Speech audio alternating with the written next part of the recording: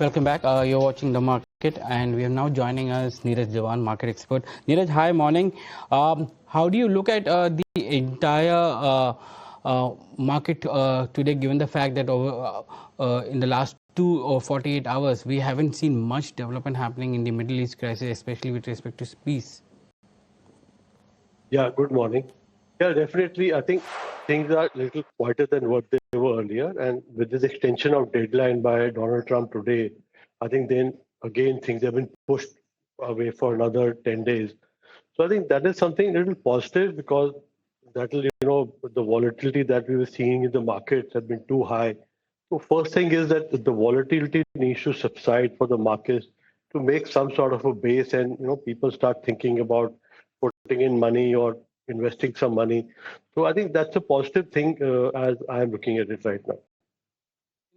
The news this morning about government trying to cushion the OMCs, especially with respect to the losses they are incurring by cutting excise duty. Do you see that is going to help the OMCs, and how do you see the OMCs reacting to it?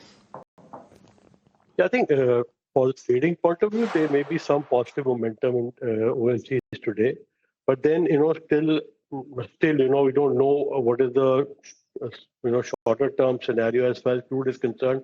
But what is positive out of this is that at least consumers will not have to bear the brunt of higher prices.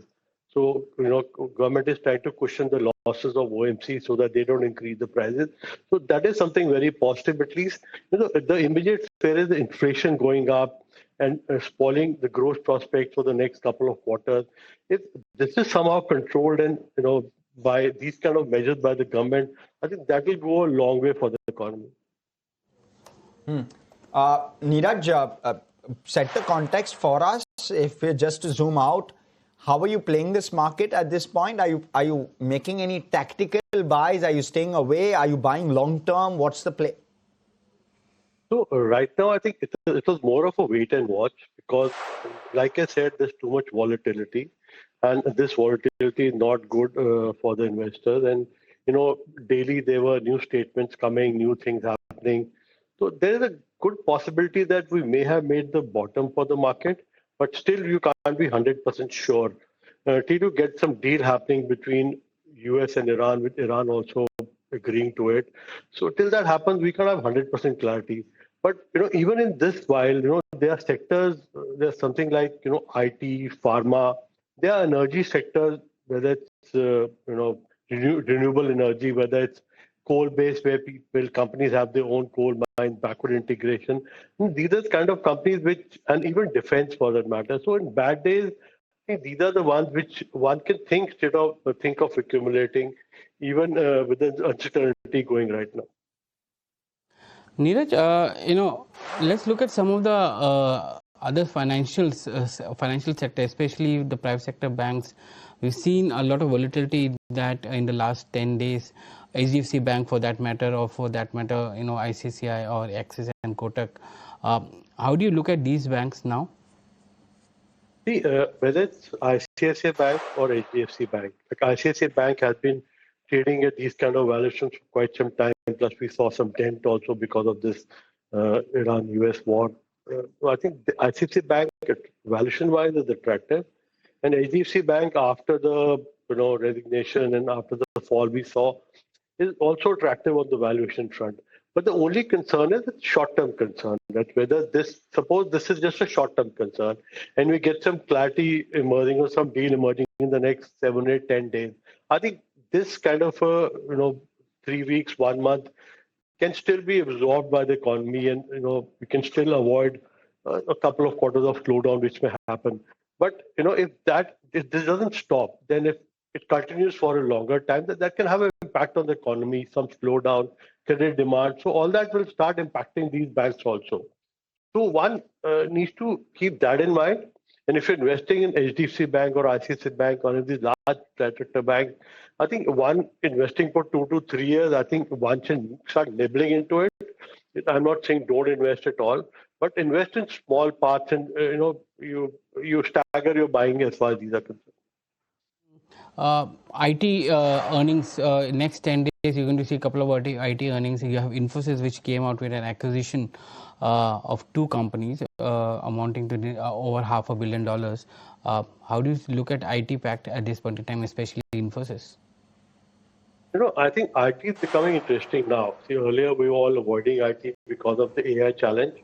And there have been some statements to that effect that it will not impact their earnings or their growth to that extent what people are pricing in right now. I think that clarity will come further after the post-result con calls. And once you get some more clarity, I think IT is one space one can look opportunities. But then I think now that we've waited, we've seen. I don't think they're running away in a hurry. I think they're better to listen to the post-result con call and then make a informed decision.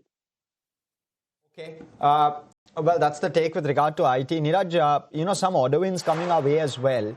But before I take it to that infra and defense basket, let me in fact go across. We had an exclusive chat on ET now with Prakash Priyadarshi speaking with the NBCC chairman, and he says the consolidated order book currently stands at nearly 1,26,000 crore rupees, with redevelopment projects accounting for almost 50 to 60,000 crore rupees of that pipeline.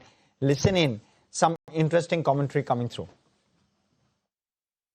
Order book consolidated level पे almost 1,26,000 crore का order book है.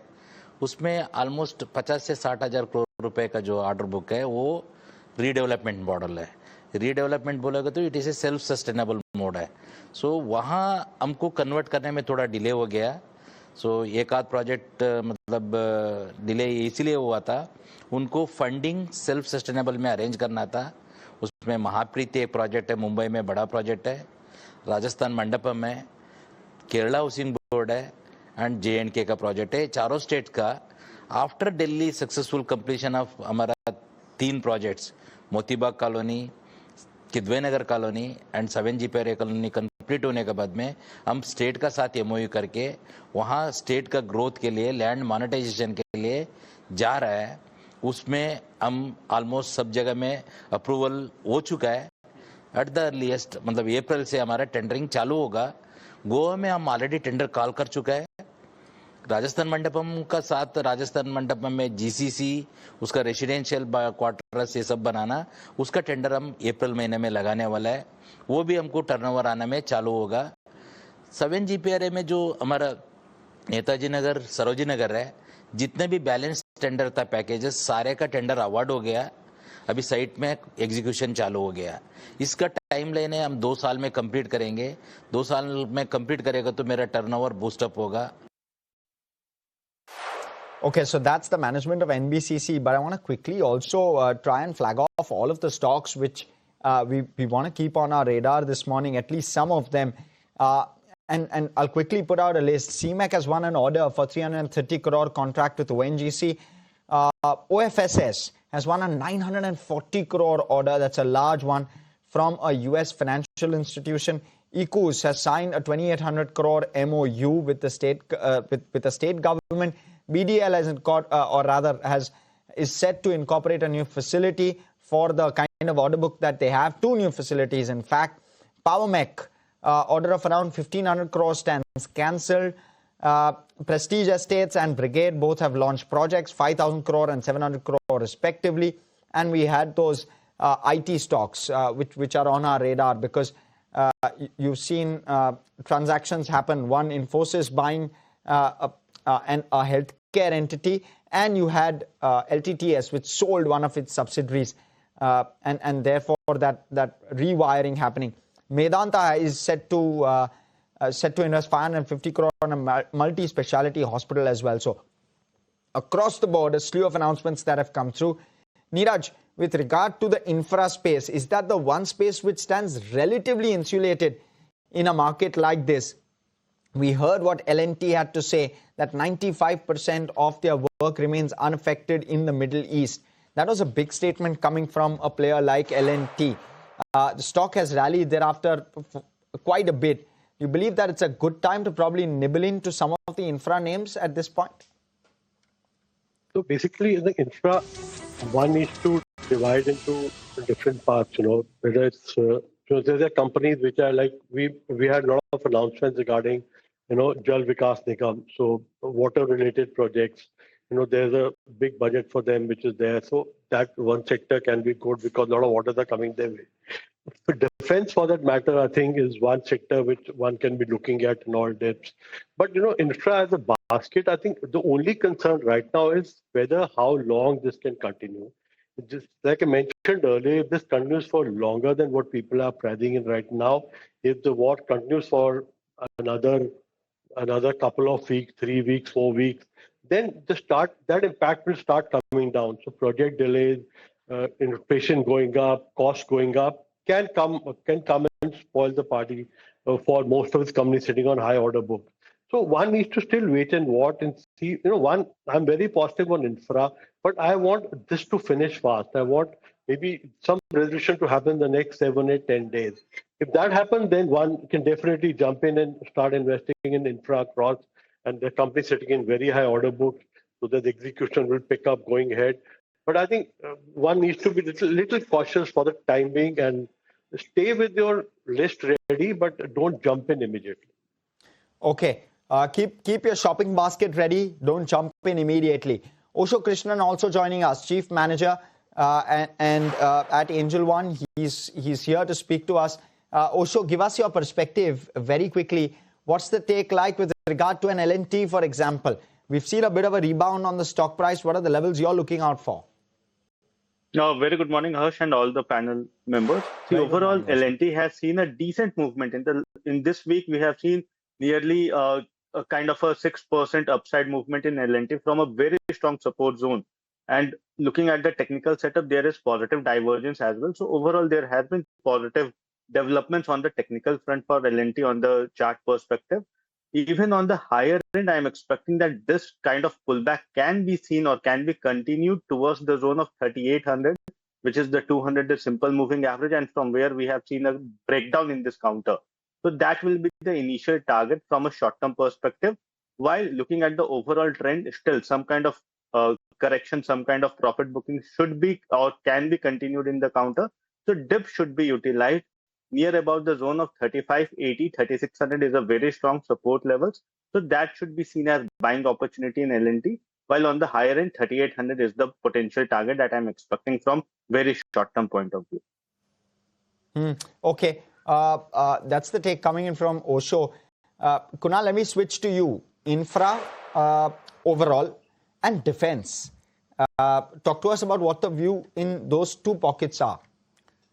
I would still believe that there could be a little bit of more time which these stocks would probably take to try and form a bottom, because we've not seen the price movement for many of these names, infra as well as for defense names, to be at sync with the overall market. Because I think in the last couple of days as well as in the previous week, there was a phase where the markets or the indices had seen a decent bounce back in between. But even in those phases, we've not seen the kind of outperformance which was needed from these sectors.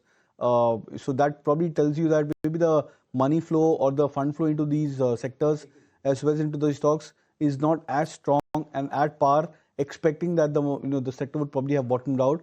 So that's what I would sense, that maybe I think it's a good time to try and just wait for many of these stocks over here. Price wise, they may be looking attractive, but it's just that with these stocks delinking themselves broadly from the overall market, especially in terms of the bounce, I think probably gives an indication that these stocks may take some bit of more time to stabilize. Okay. All right. So that's the take. Neeraj, let me come to you with regard to, we spoke a little bit about infra, but talk to us about real estate as a pack. Is it looking interesting? Because what we are seeing is we've seen a very, very sharp downtick from the highs of 1,000 plus on the index itself. What next? Yeah, I think real estate had been correcting much before this immediate problem, the war happened. I think last 1 year they've been underperforming. So this was because there was some slowdown. Prices had gone up a lot after the COVID. So 2002, 3 to 2004, 5, we saw a lot of price movement. So I think there was definitely some price correction, some slowdown there. So I think, but looking at the price erosion which has happened in some of the real estate names, I think one can I think start buying them on dips because I feel that some accumulation for 2 to 3 years period is warranted to some of the real estate names. So short term, I'm not sure that whether they can fall another 10% or not from these levels. But I think with a longer term perspective, I think one can look at investing in real estate stocks.